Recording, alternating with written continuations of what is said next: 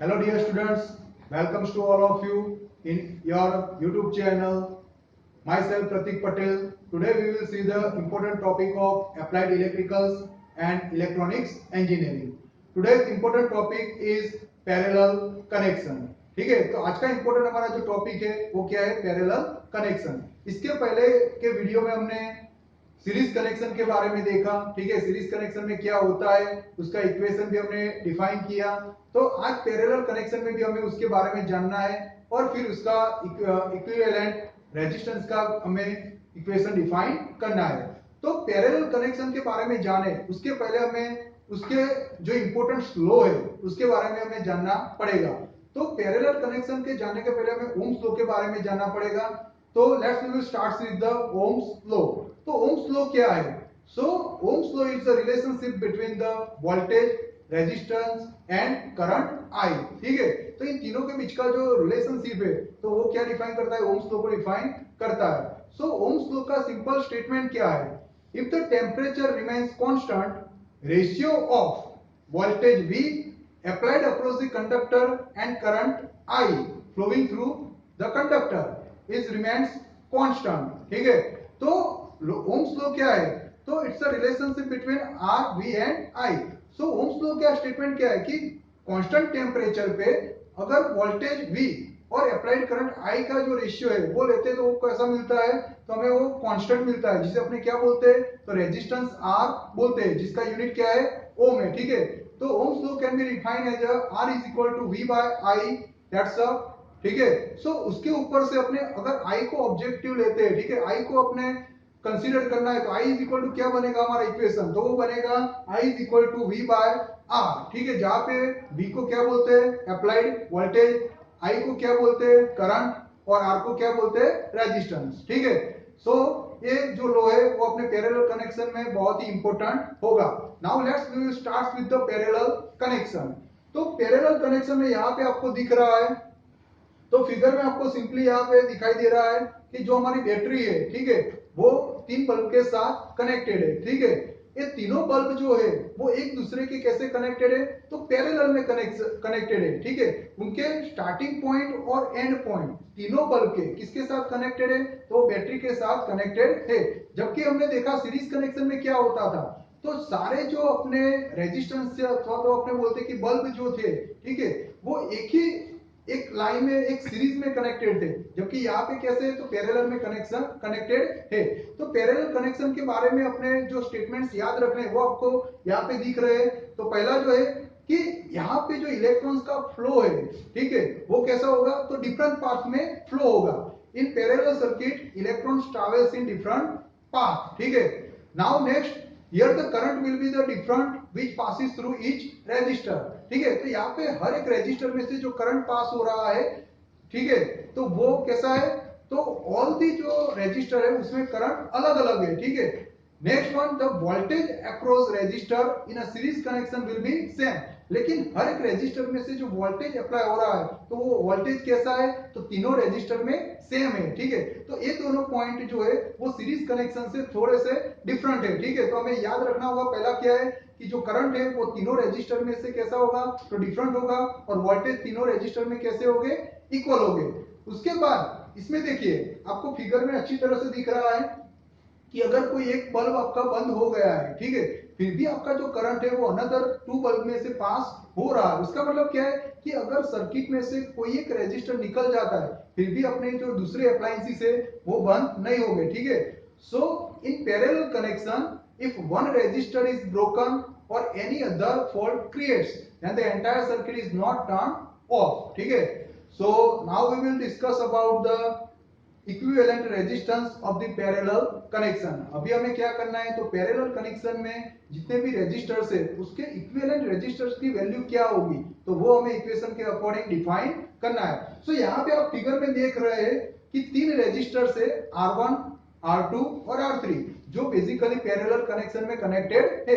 तो यहाँ पे आपको फिगर में दिख रहा है कि वोल्टेज V की बैटरी है जिसमें से I करंट फ्लो हो रहा है. ठीक है, और अभी देखो जो करंट है वो तीन रेजिस्टर R1, R2 और R3 में से जैसे पास हो रहा है, ठीक है, तो क्या हो रहा है? तो करंट तीन भाग में डिवाइड हो रहा है. तो यहाँ पे हमें दिखाई दे रहा है कि करंट I1, I2 और I3। सो रेजिस्टर R1 में से करंट I1 पास हो रहा है, R2 में से I2 करंट पास हो रहा है और R3 रेजिस्टेंस में से I3 करंट पास हो रहा है। लेकिन फ्रेंड्स यहाँ पे फिगर में आपको देख रहा है कि जो आपकी वोल्टेज की जो बैटरी है, ठीक है, वो तीनों रेजिस्टर्स के स्टार्ट पॉइंट और एंड पॉइंट पे कनेक्टेड है। मतलब कि तीनों रेजिस्टर में से जो वोल्टेज पास हो रहा है वो सेम होगा, ठीक है। सो नेक्स्ट अभी यहाँ पे अपने देखते हैं जो टोटली करंट आपका आई फ्लो हो रहा है, ठीक है, वो तीन भाग में क्या हो रहा है, तो तीन रेजिस्टर्स में अलग अलग डिवाइड हो रहा है। तो I is equal to what, I1 plus I2 plus I3, ठीक है। तो तीन जो डिवाइड पार्ट्स हुए करंट के, उनका अगर अपने समेशन करते तो टोटल करंट अपने को I मिलेगा, ठीक है। अभी अपने ओम्स लॉ में बात की थी। ओम्स लॉ में क्या था, सो हमने एक इक्वेशन देखा था R is equal to V by I, और जहां पे अपने दूसरा इक्वेशन देखा था I is equal to V by R, ठीक है। तो इसी इक्वेशन का अपने इस्तेमाल करना है। तो यहाँ पे आपको दिख रहा है जो हमने सीरीज कनेक्शन में किया था। अगर आपने सीरीज कनेक्शन का वीडियो नहीं देखा है तो प्लेलिस्ट में जाके आप सीरीज कनेक्शन का वीडियो भी देख लीजिएगा। तो यहाँ पे आपको दिख रहा है so potential difference applied across the resistor R1, ठीक है। तो across the resistor R1 according to the Ohm's law potential difference का क्या होगा, so V is equal to I1 into R1। तो देखो यहाँ पे हमने V1 नहीं लिया है, क्यों, क्योंकि यहाँ पे जो वोल्टेज है वो तीनों रेजिस्टर में कैसे सेम है, तो वहां पे अपने कोई 1 या 2 का इस्तेमाल नहीं करेंगे। सो यहाँ पे V इज इक्वल टू क्या होगा, I1 इंटू R1। उसी तरह से the potential difference across resistor R2 is equal to V is equal to I2 into R2। वैसे ही potential difference across resistor R3 is equal to I3 into R3, ठीक है। So ये तीनों जो पोटेंशियल डिफरेंस हमें अक्रॉस द रेजिस्टर्स मिल रहे हैं, ठीक है, इसे आप नोट डाउन करके रखिए। अभी ऊपर के इक्वेशन में आपको दिख रहा है I is equal to I1 plus I2 plus I3। So friends अपने जो यहाँ पे I1, I2 और I3 दिख रहे हैं, तो उसमें अपने I1, I2 और I3 की वैल्यू रख सकते हैं। हाँ, बेसिकली हम रख सकते हैं। तो यहाँ पे आपको जो पोटेंशियल डिफरेंस की जो वैल्यू दिख रही है V is equal to I1 R1, तो उसमें से अगर अपने I1 को ऑब्जेक्टिव बनाते हैं तो I1 बराबर हमें क्या मिलेगा, तो V अपॉन R1 मिलेगा। I2 बराबर हमें क्या मिलेगा, तो V अपॉन R2 मिलेगा। और I3 बराबर हमें क्या मिलेगा, तो V अपॉन R3 मिलेगा। तो इन तीनों की वैल्यू अगर हम इस इक्वेशन में रखते हैं तो हमारा इक्वेशन क्या बनेगा, तो देखो I1 की जगह हमने क्या रखा है, V अपॉन R1, I2 की जगह हमने क्या रखा है, V अपॉन R2, और I3 की जगह हमने क्या रखा है, V अपॉन R3। तो देखो ये तीनों टर्म में एक जो कॉमन पद है वो कौन सा है, V, ठीक है।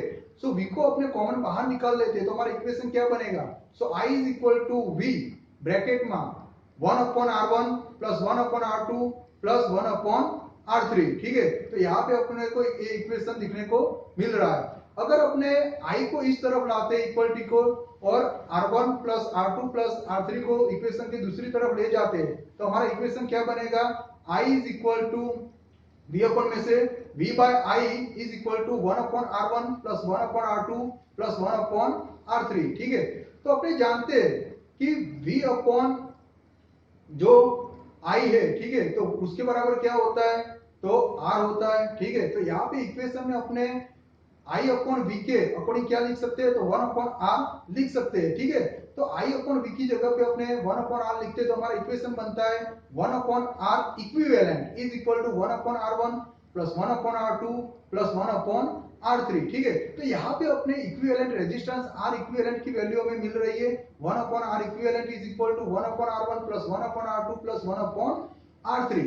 तो ये थी हमारे तीन रेजिस्टर्स की बात। अगर अपने नंबर ऑफ रेजिस्टर्स हमारे पास अवेलेबल है और उसके इक्विवेलेंट रेजिस्टेंस की अपने वैल्यू फाइंड आउट करनी है तो इस इक्वेशन को अपने एक्सटेंड कर सकते हैं। तो इक्वेशन बन जाएगा 1 upon R equivalent is equal to 1 upon R1 plus 1 upon R2 plus 1 upon R3 plus dash dash dash to number of resistors plus 1 upon Rn, ठीक है।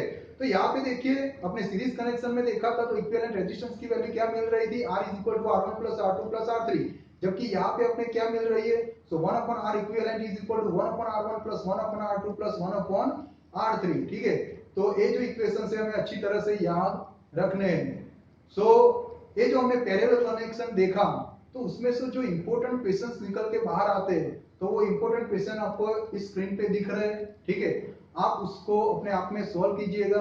उसके बाद आपको अगर आपको उसकी एग्जाम देनी है तो हमारे डिस्क्रिप्शन बॉक्स में हमने उसकी लिंक रखी है, तो आप वहां पे जाके आप उसकी एमसीक्यू एग्जाम दे सकते हो।